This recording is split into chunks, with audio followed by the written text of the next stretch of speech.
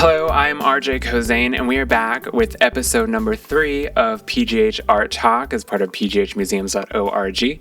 We talked today with Steve Pearce. We're in his apartment and studio. I'm surrounded by so many works of art that he's done. We discussed a lot of them. We discussed solo exhibitions, and right after this break, I'm going to pop him down in this chair over here, and we're going to chat. Sidekick Media Services. We are your sidekick in business for social media, video production, and more. Find out more at sidekickmediaservices.com. Hello, I'm RJ Kozane, and you are Steve Pearce. And we are here with PGH Art Talk, part of pghmuseums.org, where we talk to artists like you. And you are episode number 3, so thank you so much for being here. Thank you for having me. Yes, and thank you for the coffee as well. Episode 2 with Zach Brown, and he's the only artist I know that does not drink coffee. Yeah. So I need to know how many cups you consume. That's going to be a common question that we ask now. I usually can drink a pot of coffee, so about 12 cups. Okay. Throughout the day, not like at once. But I would hope not at once. The day, yeah. Buzzing, painting the walls as you have. But I can also drink a pot of coffee and go to sleep too. Like that, it doesn't affect me then. To the point where it keeps me up. So I've heard that too. I'm still at the point now where I drink and I'm buzzing along. Like this half cup, I'm ready to go. So when it gets to the point where I've had so much caffeine that I fall asleep, I think I'll just be very sad about that. Yeah. But we're here. We're in your apartment right now, and the first thing I noticed when I walked in are the walls that are painted. Product of boredom, or how did that come about? Yeah, it's boredom, and it's also experimental practice. Yeah. So it's a combination of both. Okay. Yeah. Nice. We have all of the Pittsburgh areas up on the sign right here, which is very nice. Over here we have Pittsburgh. There's a bunch of stuff, and I'm just loved walking in, and just the art is strewn about the apartment. I'm sure it's very good for the creative process. Yeah, it is. It is. You have to be influenced and motivated to work. Yeah. Some people use like music, and when I'm painting, I usually have the TV on. I have a book open. I might have music on too. I like a lot of white noise. A lot of like I like to watch TV, but like put something meaningless on, something that like a sitcom or a cartoon or even like a football game or something. Yeah. Like something I don't have to pay attention to, but it's in the background and I'm listening to it, as I paint. And then occasionally, oh, cool, like they scored a touchdown or something, Which I'm extremely envious about, because when you work in music, you can't really have distraction because you're listening to it. So a lot of the times I'll be listening to music and I have to fight to turn it off. Well, the thing with me is I don't really like listening to music when I work, because when I listen to music, I want to listen to music. Yeah. Sure. I want to sit down and read the liner notes and read the lyrics and like. I'm happy someone still wants to do this. You know what I mean? Yeah. And plus, I listen to vinyl records. Me too. And so I don't want to flip records with paint on my hands. No, that would ruin that. Yeah. You've painted records though, right? I've seen some stuff. Correct. A lot of mediums. Yeah. I got a box of records because people gave them to me. Oh, you listen to records, so they gave me this box of records, and they're not real good. They've been stored wrong. They're scratched up. They're beat up. So I would take them and spray paint them and then paint on them and sell them. But I need to make more. I just haven't gotten around to it. You have to get some more ruined records. I'm pretty sure I have more ruined records. I just haven't gotten a chance to paint the records. I've been doing other things. So when you run out of those, just call me. I have about 20. Awesome. I can give them to. Good deal. Yes. Good deal. You have described your art as contemporary neopop, graffiti pop. Were you always in that kind of like genre of the painting, or how did you get into graffiti work? And I started off very contemporary, fine art, just all over the place, doing different mediums, but then I started to just venture into this. I thought it was more enjoyable. It's more imaginative. It's more free. Yeah. I love using my imagination, especially like when I do like a lot of the Pittsburgh East stuff. Mm-hmm. It doesn't matter. I can just run with it. I take that word, and play off of that word. There's a piece over there later I'll show you about. But I just just more creative, more free. Yeah. And when you're making like pop art, pop music, pop art, you're always kind of looking toward like culture and things that are pretty immediate, and then taking them, making them pretty creative ways, such as like the Pittsburghese and the sign and everywhere. I don't know what we're going to show in the B-roll of this interview, but there's so much, and everything is pretty big and larger than life and maximalist. Are there certain things beyond like the Pittsburghese and the Pittsburgh area, which is a common theme in your work, that you draw from, whether it's pop culture or something that the masses consume or think of? It's kind of just something that I usually just work off of something that comes out of my head. Some of it might be related to politics. Some of it might be satire. Some of it might be, just whatever kind of thought just comes to my head. I don't even like really do any kind of sketches or any kind of,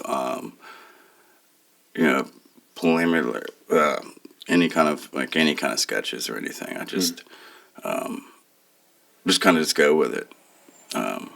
Cool. And it's a lot of times too, like I'll do something like this, which is I'll do the background and I'll stare at it for a couple days to figure out what I want to put on it. Like I'll just start spraying and then I'll be like, okay, now what am I going to do with this? And actually where I'm at right now with this piece. I was just going to ask you. Yeah. Do you know what you're going to do with that yet? I think so. Okay. But so it starts off like this, Nice. and then I might not even know. Sometimes I'll get an idea, like if I'm at work or something, and I'll just keep thinking about that idea all the time, day, and then and I'll just make a beeline home, and just create. I've done the same thing. I can't do nothing until I do that. No, you clock out. I write it down because I forget what I'm doing all of the time. And as soon as I'm done, dog goes out, dog goes back in. I'm in the studio and I'm just working until it's out. Yeah, you can't control that. Yeah, at all. Yeah, when you get a good idea, it's there and you have to pounce on it. I have to do it right. Yes, and mine are once in a blue moon. I'm not sure how often yours are, but when they're there, it's a great little nugget to have during the day. Yeah. And usually too, that means other things start coming into always. Like there's times where I'll do a span of like 12 pieces in 2 weeks, and then there's times where I won't do anything. Like right now, actually, I haven't really worked on too much stuff. Me neither. It's depressing. Yeah, I mean, I think it's like the weather, and it gets dark at 4 o'clock. Yes. But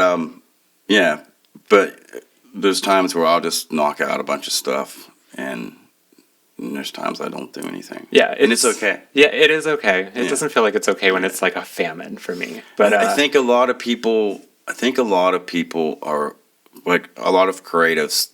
I think they're scared to take breaks. I think they're everybody. We got this thing that we got to constantly post on Instagram. We got to constantly post. Got to constantly on social media. And social media is like people. It's good and it's bad, like you think that you have to keep posting stuff and that's not true. That's not true. It is so immediate and it's so disposable too that like you do have to keep posting to keep up with it, but at the same time what you're posting just will get buried in a couple of hours anyhow, so you don't really always have to do it, I suppose. But it's definitely changed from since Instagram and Facebook have blown up. Like everyone and their grandmother is on it. For the art world, for the better or the worse, I don't even know. Working in a musical medium, it's pretty sketchy as opposed to what it's doing to help. But in like an artistic medium, do you feel like it's helping? Do you feel like? I think Instagram's one of the best things for visual artists. Okay. We can post our paintings and stuff, and I think Instagram works well for visual artists. Probably not so much for musicians and stuff like that, but for visual art, definitely. Definitely. For sure. Okay, so I found the silver lining there. Sometimes I'm just scrolling and it's so like dismal to me because it's. But then I see something like this. I just followed you like a couple of days ago, and I just scrolled forever. Didn't stop till I hit the bottom. Yeah, that's awesome. Yeah, and I do that with most of the artists that I find, just because it's all there and the work is just like right in front of you. It's gotten to the point with Instagram with visual arts that a lot of us don't even have websites. I mean, I have one, but I'm fading it out.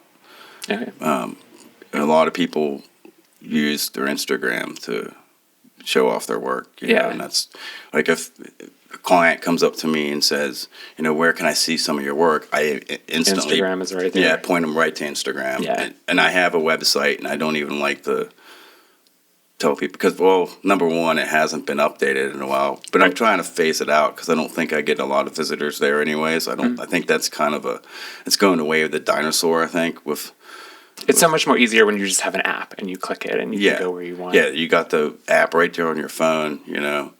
I mean, I have it set up to where you can visit my email or my web. The Instagram, the website. Yeah, you can do that, but I'm fading that out. Yeah. A ton of artists are doing it. I still have my little dinosaur website up, but who knows what'll become of that? I don't even check how many visitors go to it anymore because who cares at this point? But getting back to what you do, you've worked not only with records that we brought up. I just went down a list of what I saw as I was scrolling, and it was like canvas, obviously. Glass ornaments you just did for Ian Smith and Mr. Smalls the last week or so. Yeah. Bowling pins, ukuleles, growler bottles, spray cans. What makes you choose the medium that you're working in? Is it just whatever you're grabbing at the time? I mean, well, first of all, anything can be painted, right? Yes. And number two, basically to try to kind of save the planet, try to reuse and repurpose.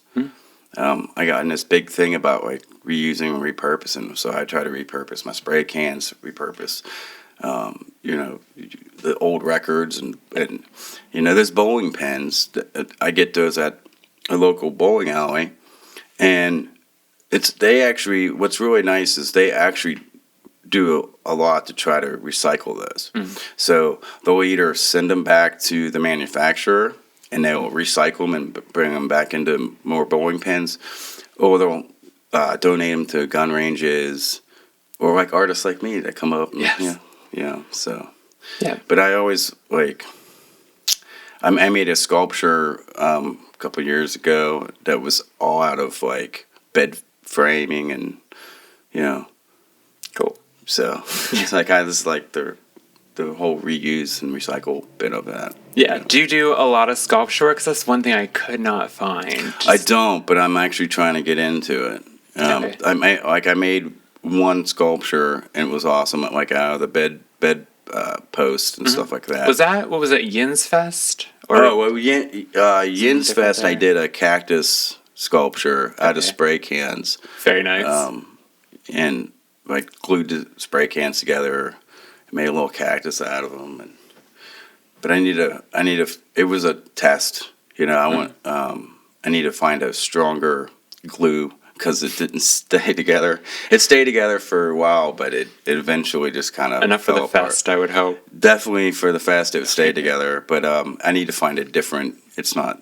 So I'm still working on them, but it actually looks pretty cool. So nice. Yeah. It's trial and error. Yeah. I mean, that's what it is. Art medium. Yeah. It's just messing around until you get it right. It's basically how I feel like I'm fumbling around a lot of the time until I get it. Yeah. Yep. And we're here with Steve Pearce. Thank you. This is part of PGH Art Talk, pghmuseums.org. I could not be doing this if it weren't for you who is watching this right now. So thank you very much. And a special thank you to our members. You can sign up if you go to pghmuseums.org. It is $20. Gets you a certain percentage off to museums, galleries, historical places.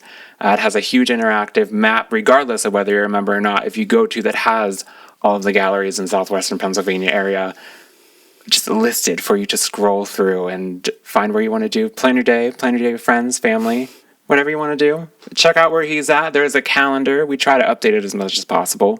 If you're an artist and you want your event on the calendar, email us. Email's right on the website, pghmuseums.org. You get, as a member, I think percentages off gift shop sometimes, and classes every now and then if you go on there too.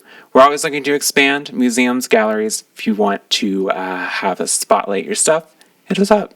We will respond. Steve, thank you. Thank you. Thank you for having me. Yes.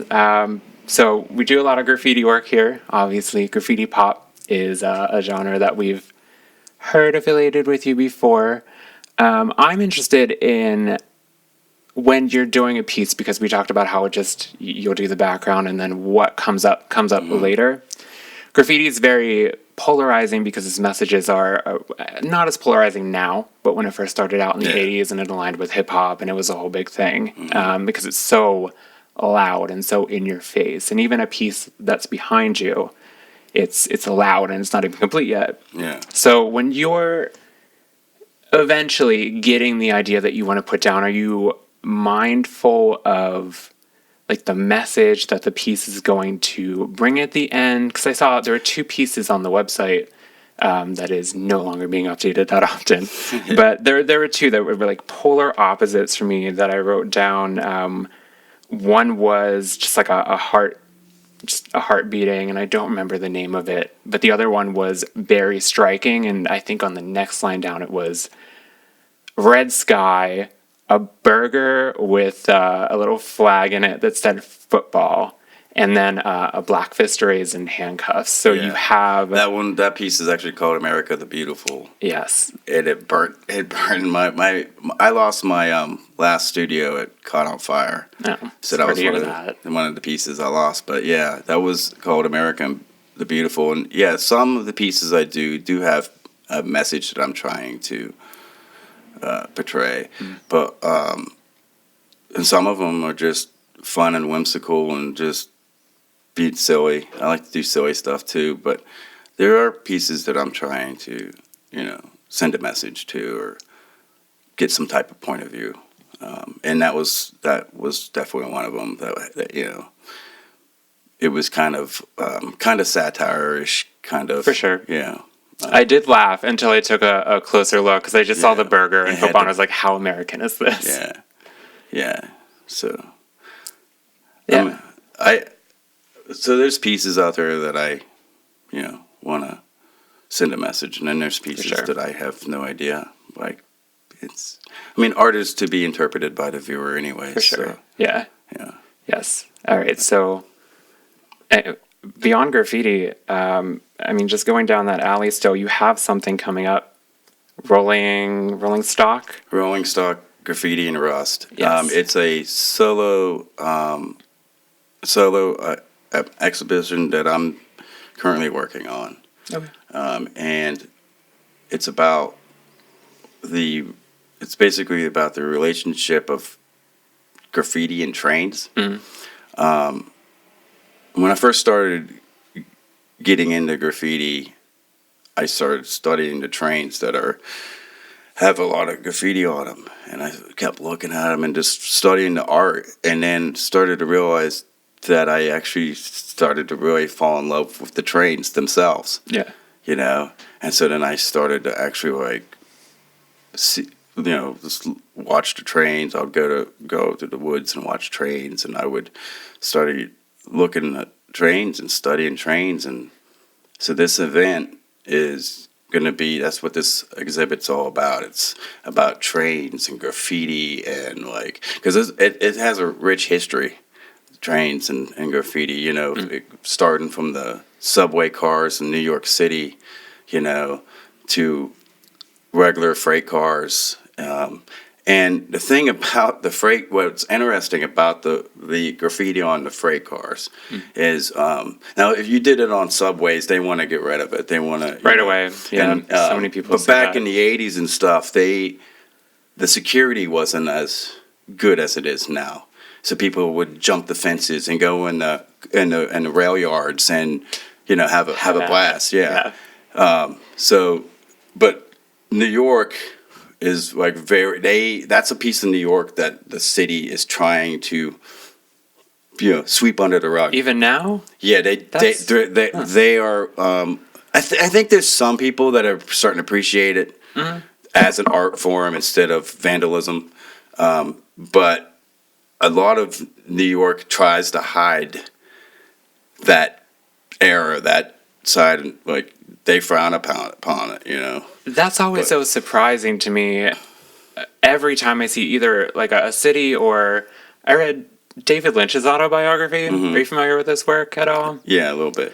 And he grew up in Philadelphia, always brings it up in interviews, loves the city. And I was reading, and his films have like a very industrial kind of look to them, like buildings, and I don't even know how to describe it really. You just have to fall into the Lynchian hole one day.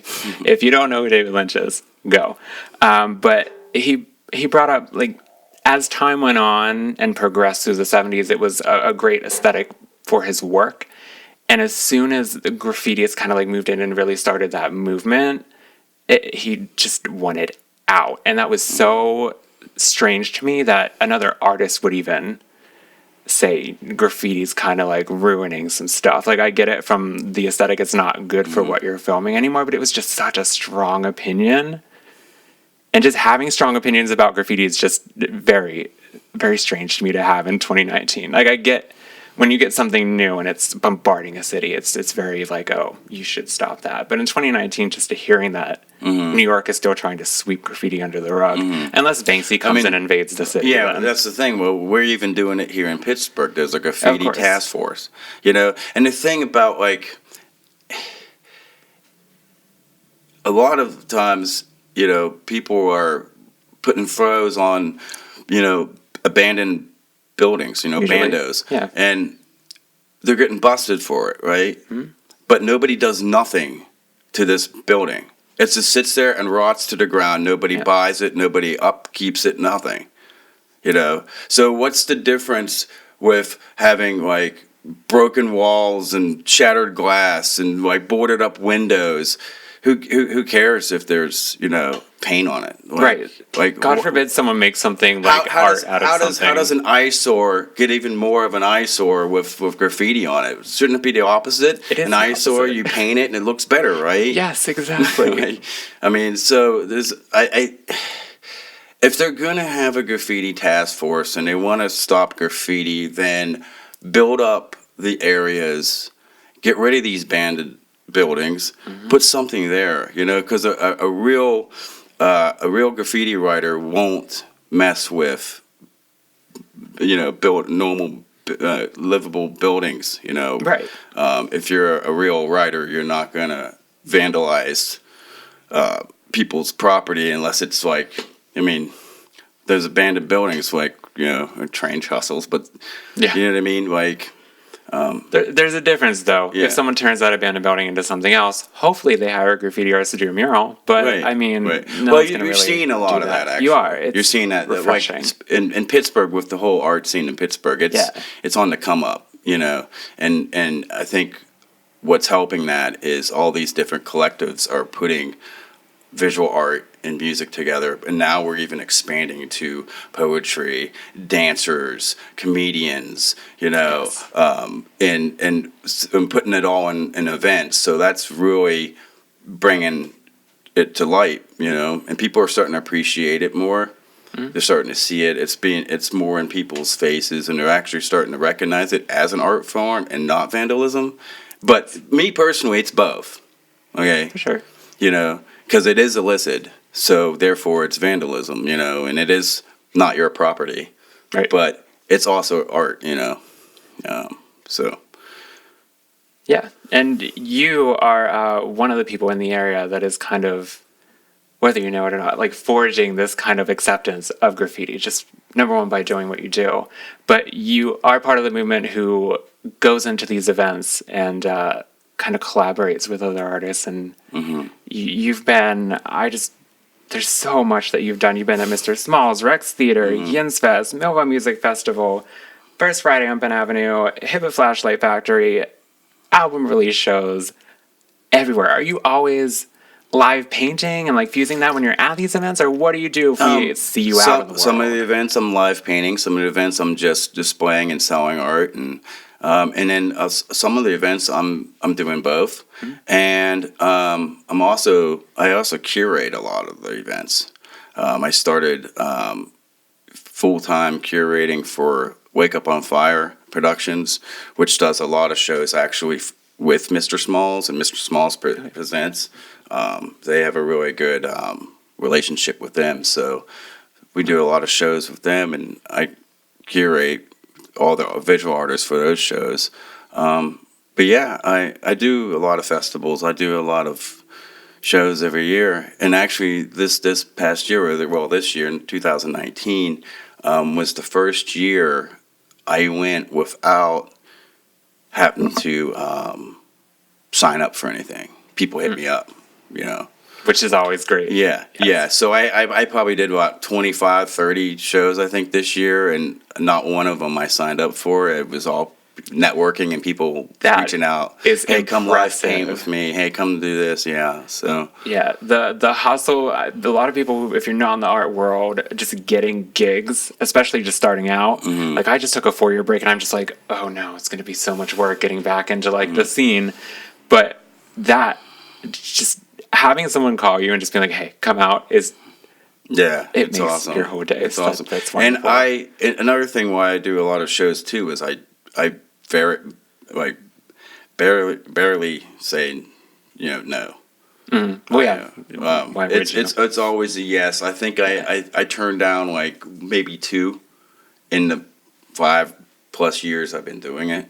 And the one was I was under the weather, and the other one was it was conflicting with something else. Yeah. So I mean, but if I can do it, I'm gonna do it. You know. My favorite artists are the ones where if you watch a documentary, their calendars are full. And if they have a day off, they're just pissed. I love the hard work and the work ethic that goes into. I like everything that out too, there. but I'm not pissed if I have a day off. No, for sure, I not mean, at all. it's a day off is definitely welcomed. You know? Yeah, especially when you do so much. When you have a life outside of art, you have to work. Hopefully, one day art will take over the work. But there's so much that you have to do. Artists have to rest too. Yeah. For sure. Yeah. But when you're at these events and you're live painting, like I already know what I'm going to do when I'm getting on the stage, and I have a million plans to kind of like fall back on. It's like crowd control, playing the songs, ditching them if too many people go to the bar. When live painters come up, this is something I'm always, if I see anyone live painting anywhere at an event, like when you go in, are you just, I'm going to take my canvas, I'm going to put it up, and then it is what it is. It's art. It's whatever you interpret. Or do you have a plan? Usually I have a plan just because live painting is much different, obviously, than painting in my studio. In my studio, I got days, weeks, whatever. I can take my time. I can paint something, let it dry. Where when I'm live painting, I like to get the piece done that night, So 5-6 hours that event is, or whatever. Yeah. I want it by the end of the night. I like to have the piece finished. So I do different techniques, and I do different detail work and stuff like that because a lot of times I'm working wet, which you have to That's do a when you're challenge, live I'm sure. painting. Yeah. I mean, you don't have to finish it. It's not like I have to finish it. I just personally want to finish it. Yeah, You for know, sure. I mean, because I've sold a lot of them that way. Like I finish it, and I've had people come up. I've watched you paint that the whole time, and they instantly buy it. They buy it wet, and it's great. But so I always try to finish it because I could sell it. Yeah. And But there's different techniques that I do when I'm live painting versus when I'm at home in the studio. what different techniques are you using? Because to me, I'm just watching in awe because I don't know how you're doing that. Well, a lot of times I'll have something already, like the background will be done, and it will be sketched out for the most part, and then it's just like almost like a paint by number. I hate to say it, but it's almost just bam, bam, bam. Yeah.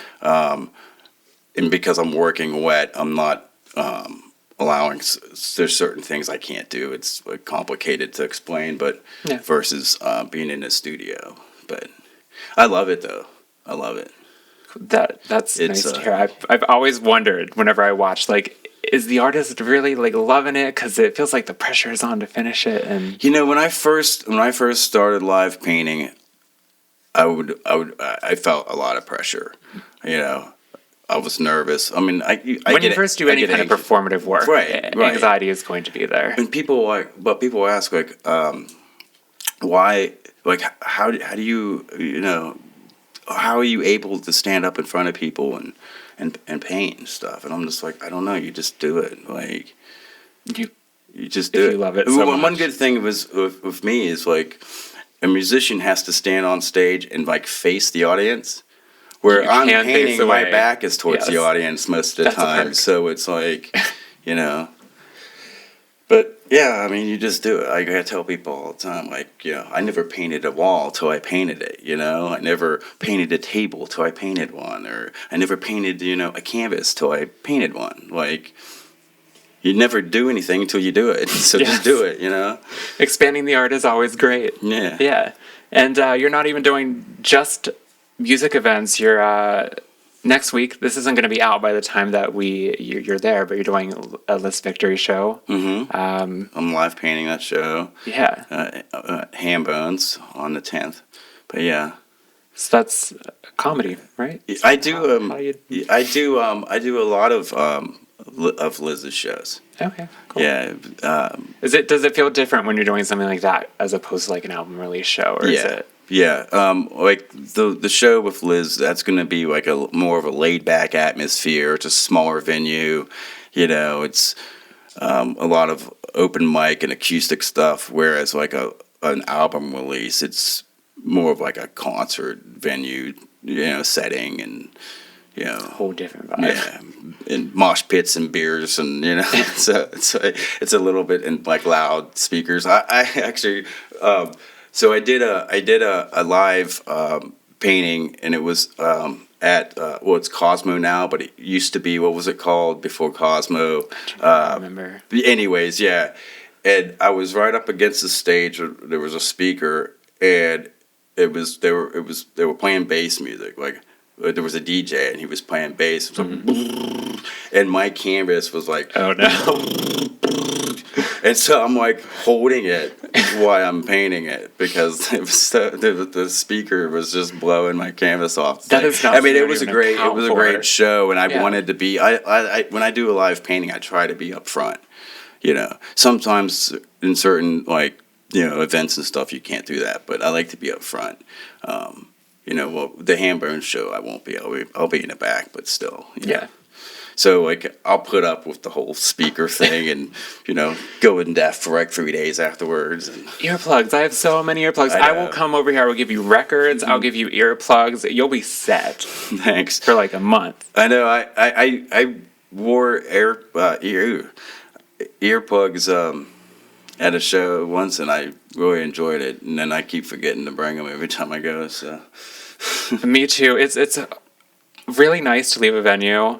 I go to a ton of shows, and you leave and you're not deaf. So especially, I've been to shows where I'm up against the speaker, and I'm just like, I have to get out of here for 10 minutes. Yeah. I don't want to leave because I feel like it's kind of disrespectful to the artist, just because I've been in the shoes and I don't like people walking out. But earplugs are a savior. So do it, especially with the bass music. Bass doesn't hit you as hard as like a hi-hat or something, but it is still awful. yeah. I will bring them over. But you got Liz, you got the solo expedition coming up. Do we have a venue for that? Do we have a date We do that we not should have a look out venue for? or a date for that, but I'm planning hopefully this summer, just Okay. into spring, summer sometime. 2020. This could be Yeah, in 2019. 2020. Yeah. Actually, no. By the time this airs, it's 2020. Happy New Year. Happy New Year. And hopefully this year we get an expedition. I'm excited for whatever it is. It's just fusing graffiti and train sounds great. And Yeah, and so a couple other things with that event is I'll have a sculpture done, and then I'm also gonna have a model train set too. very nice. With freight cars painted by local graffiti artists. Okay. So that'll be part of it as well. I am pumped for that. And I also read on the Instagram that you were looking for music, a playlist of music for the event. If you have any train or graffiti style type songs and want to be played, DM me please. No explicit language. First of all, shit. I don't have any graffiti or train songs to give you, so I'm sorry. But are you still looking for music? Is that still something that's happening? Can they Yeah, contact well, you? I'm looking for more of like local music. I actually have a playlist that I've started for this that has a lot of local talent on it, as well as national acts. But if there was any local bands that had train song or a graffiti song or something along the lines, maybe a song about both. Yeah. That would be awesome. Are you looking for specific genres or just Any anything genre. across the So board? this playlist I have, it's got hip hop on it, it's got rock, it's got punk, it's got metal, it's got, singer songwriter. It's all over the board. But I'm actually looking for local artists to contribute a song, maybe. Okay. Something. So Hit him up. Contact him if you're an artist and think you have something that fits. The real question is, for the national acts, how many times does Drops of Jupiter by Train appear on the playlist? none. Real artist right here. We have Steve Pearce. Thank you so much for joining this interview. You're welcome. And thank you to you for watching and our members. And this has been PGH Art Talk for PGH Museums. Thank you. Thank you. Thank you for listening to Art Talk from pghmuseums.org. Your host today was RJ Kozane, and the program was edited by me, Brian Crawford. Today's music was Wallpaper by Kevin MacLeod and can be found at filmmusic.io.